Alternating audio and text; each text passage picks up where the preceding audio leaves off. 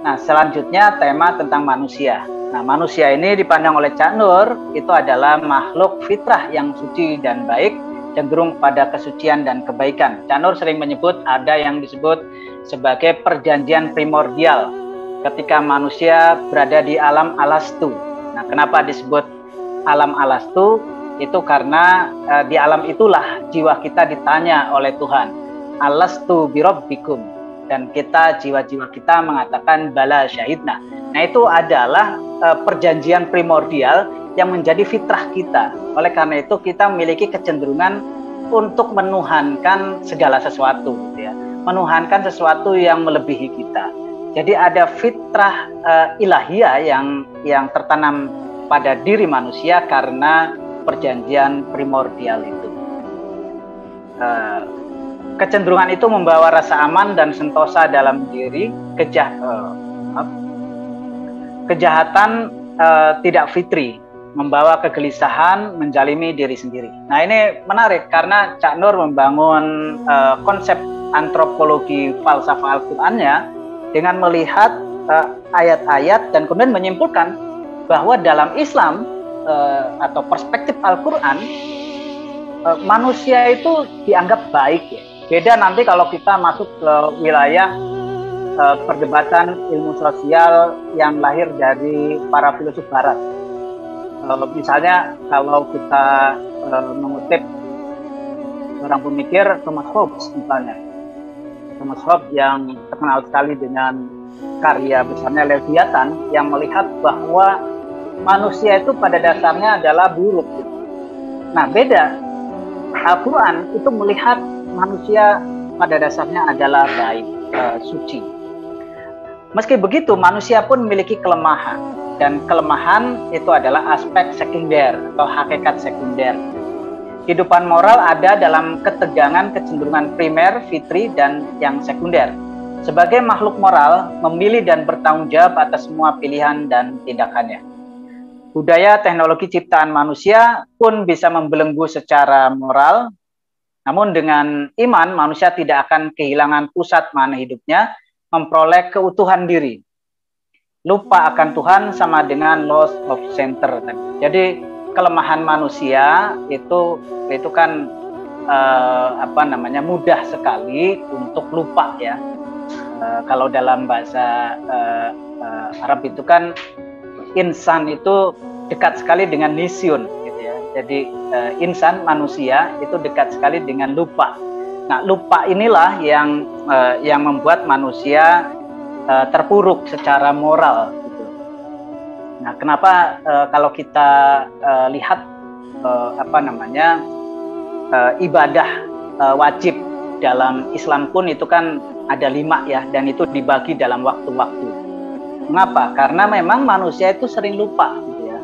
Sholat subuh, kita sholat subuh, lalu kemudian setelah itu kita beraktivitas. Nah, dalam beraktivitas itu kita sering kehilangan pusat diri kita, kesadaran diri kita akan yang ilahi. Oleh karena itu datang waktu subuh, waktu zuhur. Waktu zuhur itu menjadi alarm pengingat kesadaran kita sebenarnya, supaya kita tidak kehilangan pusat diri kita, pusat pemaknaan diri kita, relasi vertikal kita dengan yang ilahi. Lalu kemudian setelah sholat zuhur, kita beraktivitas lagi, lupa lagi, lalu kemudian asar diingatkan kembali dan seterusnya. Jadi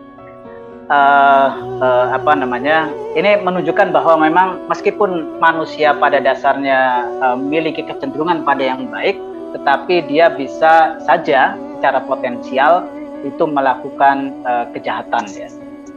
Nah, Cak Nur pun menyinggung soal kekhalifahan manusia, atau Cak Nur menyebut mengartikan kata khalifah itu dengan wakil, pengganti, atau duta, ya, duta Tuhan.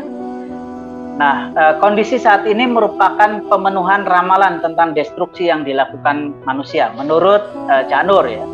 Jadi kan dalam drama kosmik itu kan digambarkan bahwa Allah ingin menciptakan manusia sebagai khalifah di muka bumi, lalu kemudian diprotes, gitu ya.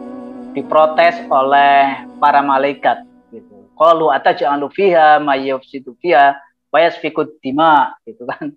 Nah itu ini apakah engkau ingin menciptakan khalifah di muka bumi yang perilakunya itu destruktif, menumpahkan darah, merusak di muka bumi. Dan ini ternyata betul terjadi ya. Adam dipahami oleh Cak Nur sebagai representasi umat manusia secara keseluruhan.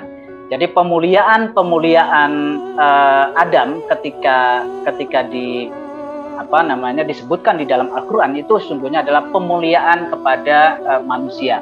Oleh karena itu setiap manusia secara pribadi itu mulia. Siapa yang memuliakan manusia, maka dia memuliakan penciptanya.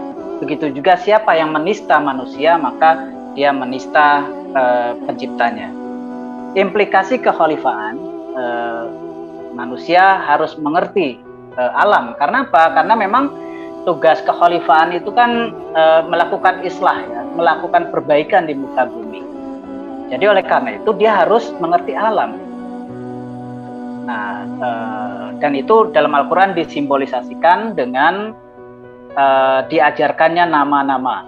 Jadi al-asma wa 'allama Adam al-asma'a kullaha. Nah, itu simbolisasi dari pengajaran tentang bahwa keunggulan kekhalifahan manusia di muka bumi itu terkait dengan pengetahuan, dengan intelektualitas.